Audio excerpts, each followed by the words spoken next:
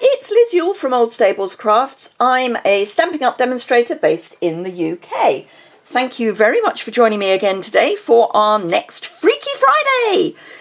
In the build-up to Halloween on the 31st of October, I am making projects every Friday with items from the new Autumn-Winter catalogue, which goes live on the 4th of September.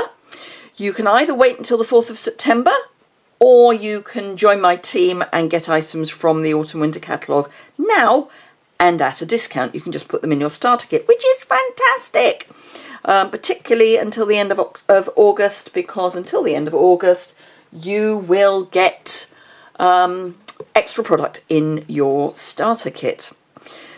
I'm using one of the Coffin treat boxes from the Monster Bash suite. You get 12 in a pack, and they are food safe, which is always useful to know. They come flat packed, so you get the 2 pieces, and I have aged them, adding DSP and stuff. So let me show you how I've done it.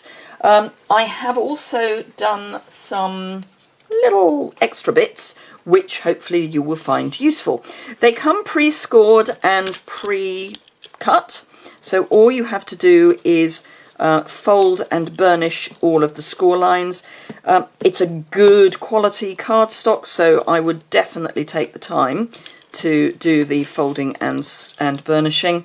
You will get a much crisper finish to your box, but they are amazing.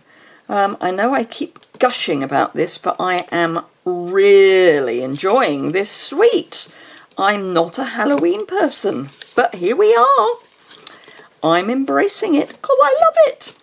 So yeah, I got the whole suite, not least of all because it's easy to do, because all you have to do is add the 1 item number to your order and you get everything in the suite, which is just such a time saver, and it means you're not going to forget one of the vital bits of the suite.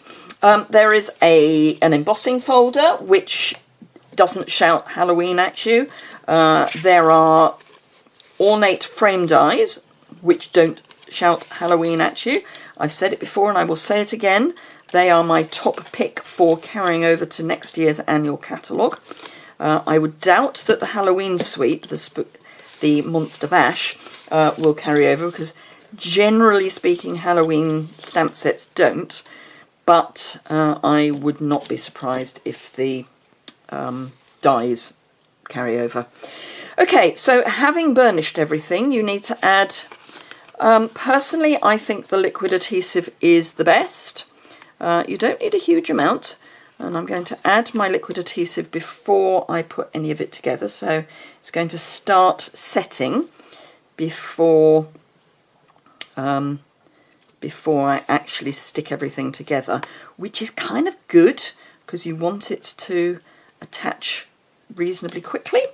Otherwise you have to stand holding it for a while. You could use tear and tape at a pinch, but some, particularly on the lid, some of the bits are a bit small, so I wouldn't necessarily use that. Now I tend to squish the 2 bits together so that there's a bit of a chance of the adhesive actually spreading, but all you're doing is lining up the cut edge to the folded edge and then hold in place and you're good to go. But yeah, I like to do that little bit of squish. It may mean that a little bit of adhesive squishes out the side. It's not a vital problem because we're going to be aging the box anyway. Just want to fold that a bit better because it's bringing the bottom in, and then hold that in place, and then the last 2 at this end. It's a great way of spreading your glue so that you know you've got it on all of your surfaces as well, so that helps too. And then for the lid, and this is where I say that got a bit of gunk. Let me get rid of my gunk. This is where I say that some of these are tiny. This is small, but there's smaller still. But again, I'm adding my adhesive, and these are the really tiny ones. You could use a glue dot for those, but I do find that the liquid adhesive works quite well, so I'm not going to. So some of the papers in the Monster Bash are what I would call generic, so not instantly Halloween. There's a couple of B-sides that are scroll, so they do cover more occasions than just Halloween, so don't worry too much. And I know I've said before, there's a map that reminds me of the Marauders map from the Harry Potter. Oh, I didn't burnish that one. From the Harry Potter films, or books indeed. So if you're a Harry Potter fan, particularly if you've been to any of the Harry Potter exhibitions, then you might have photographs that would work well with that for your scrapbook.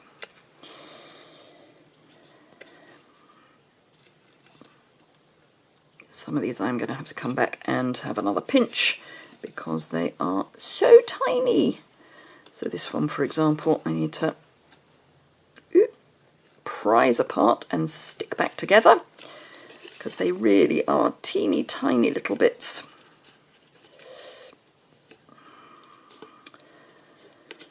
So now I have, while I'm holding these bits, I have cut, using the base of one of these, which is obviously rigid, once you've made it up it's rigid, I have cut 2 templates for mats, which is what I've used for this.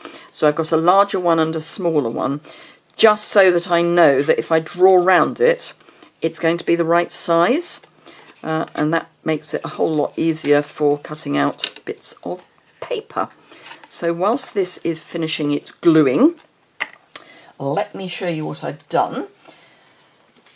I've got a piece of crushed curry and a piece of this paper which has got the cobwebs on the back, and all I'm going to do is grab, to actually draw on the back. So I want a large of the crushed curry and a small of the pattern, but as I say, I'm putting it on the back because then I can't see the lines, because they may end up being a bit obvious. And I'm just taking an ordinary pen. You can use a pencil. In fact, I might use a pencil. Let's be rash. Let's use a pencil. And just draw round the outside of your template so that you've got the perfect size for your box. So one of those, and that can actually go up to the edge, and then one of these, and what you need to do is cut inside the line, and I'm just going to cut that with my snips. So there we go. It's easier to see on this one than it is on the pattern paper, but so all I'm going to do is cut away the pencil mark. So I'm coming slightly inside the pencil mark.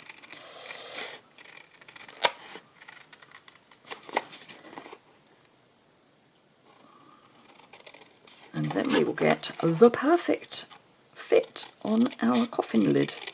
But I just thought it would be quite fun to have, as this is going to be, you know, Dracula's coffin, which is kind of why I've put "Open If You Dare" on the top. Let me show you while I'm cutting the, it's almost not reflected as well, the stamps. That's the word I'm looking for. They are definitely Halloween. They're not going to be usable for much else, but that's fine.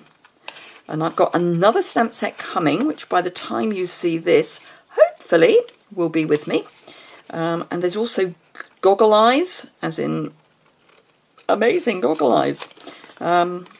So yeah, looking forward to those. But the other stamp set that I've got coming is just so cute.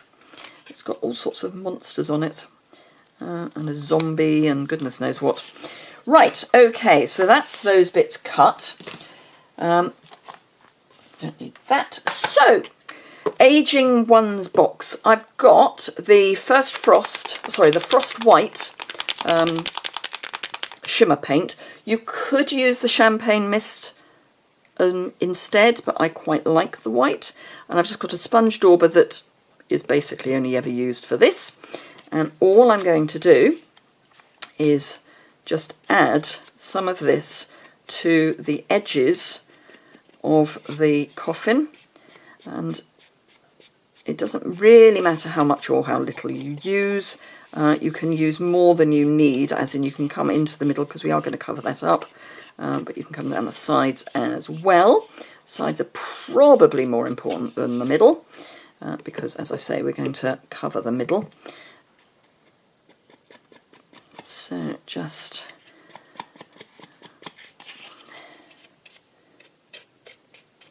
add those. And we also want to do the corners. But this is a real, you know, just add it on. You don't have to worry about it too much because it's aging.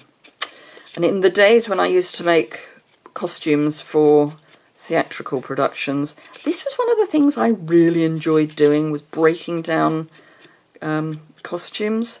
I think it's one of the really fun things that you can do. So I'm just going to add some more to my lid. You can put this, put a little bit of it on your silicone mat, but I do find that just shaking it up and taking it from the lid is fine. But do shake it up, because if you don't shake it up, it will separate.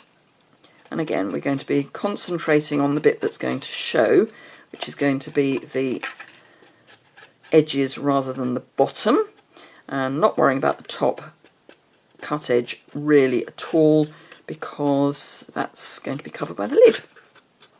So concentrate on the sides, a little bit on the bottom, but mostly the sides.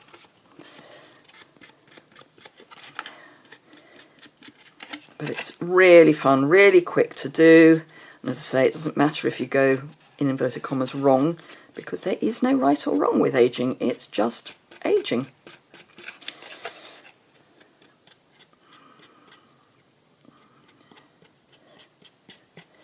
But it's quite nice to have the shimmer, I think. As I say, you can use the champagne mist if you'd rather. They're both fine. I just like the look of the frost because it's that bit whiter. So that's that. And I'm also going to age the two bits I've cut out. So again, let's shake this upside down and add some more. And again, we just need to, let's do this side because that's the side that sort of feels more uppish. And just add this. It's like adding any colour. And in fact, if you don't have the shimmer mists, you could add a colour instead. Or if you've got the chalk white, you could add that. That would work just as well, just wouldn't get the shimmer. And I do think the shimmer adds a little bit of something. So that's that, and then just a little bit more on the cobwebs. And then I have already die cut a couple of the dies that I need just to save time. So I will add some of this to one of those while I've got this going. So I've die cut one of the frames in crushed curry, and you can see on my sample that that goes between the stamped layer and the foil layer.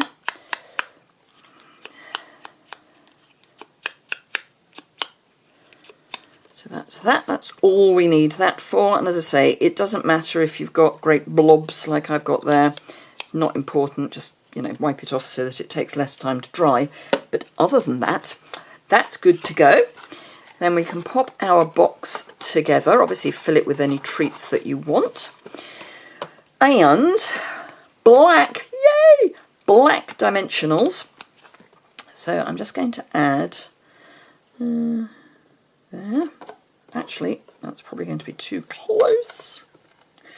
What I will do is add them to the bottom of this, which might be a better thing to do. So corner, and go that corner Again, I think that might be a bit too big. Should have used my small ones because I want to get some ribbon coming down there as well. So at the bottom edge I will use small ones. You get 4 sheets of dimensionals in the black, 2 of each size, so 2 large, 2 small. So plenty for your dark projects. Probably putting too many on, but you know, that's kind of how I roll. And I've got a piece of the crushed curry seam binding, and because we've got crushed curry in the paper, we can use crushed curry in our embellishments. So just pop that there, and I'm going to tie the bow before I stick the coffin lid, that's the word I'm looking for, on top, because then if I do end up sticking the ribbon down, it doesn't really matter. So just tie the bow at the edge here. And what's lovely about this seam binding ribbon is that it'll make a really nice tight bow, so the knot's not too big. We'll fiddle around with that in a moment. Right, take off this. Where are we doing? Good grief, 16 minutes already. I was going to say I'm going to give you a weather report, and I've just looked and it's changed already. This morning, as I filmed this, I live near Didcot in Oxfordshire, and the Didcot power station towers, the last 3 towers, came down this morning, so that will tell you when this was made. And at that point, at 7 o'clock this morning, it was not a bad morning. And now it was raining, and now it's stopped. So we're going to have an interesting day, I think, of it's either going to be sunny, or it's going to be wet, or it's going to be neither of the two. So some snail on this, and then just pop that on there. And all I did for the smaller mat, well, for all of them actually, I drew round the base, came inside a little, and then came inside a little from that. So really easy to do, not complicated at all. Right, I've got a piece of basic grey. Now theoretically I don't think basic grey is listed on the paper. Let me grab it. Oh, it helps if you grab the right one, of course. That's the right degree cleaning, which it isn't. No, see, basic grey isn't actually listed, but to me that's basic grey. So, yeah. Okay, Versamark means embossing buddy. And I've got the Open If You Dare stamp again. I'll just ink that up and tap that excess powder off. And stamp. And you probably can see where I've stamped. I'm just going to cut the 2 ends off, and I've actually managed to over stamp, which was silly. So because I rocked it too much, I've over stamped.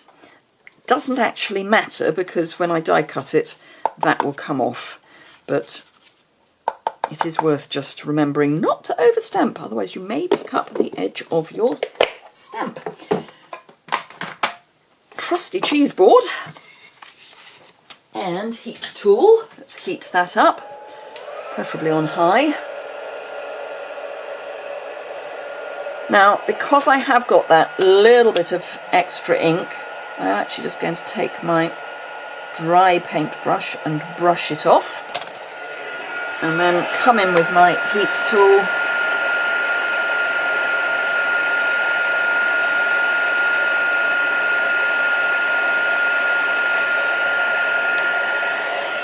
and there we go. So that is that. Get that to cool. Right, while that's cooling, before I die cut it, I've used this die for the silver, and I've die cut it, and I've used a piece of foil that's already got a hole in it, because frankly no one's going to know. So who cares really if it's got a bit of a hole in it. I'm just going to add some Tombow to the back of that.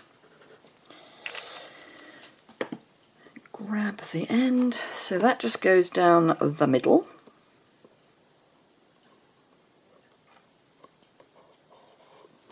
Then I need a black dimensional for, actually I might put two, so I'll go side to side. No, I'll go top to bottom.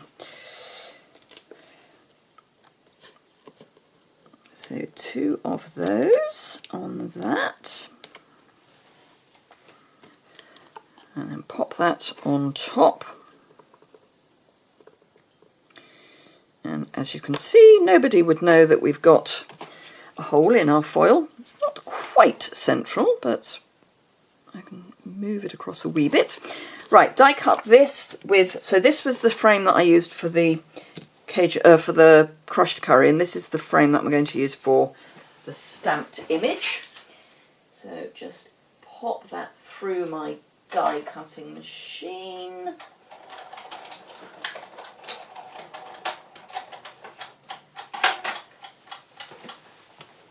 And another dimensional for the back of that. And then we are done. So there we go. And we can obviously, actually the ends don't really need trimming. So there we go, two lovely little, I say lovely little, two, maybe not lovely, but lovely, little coffin treat boxes.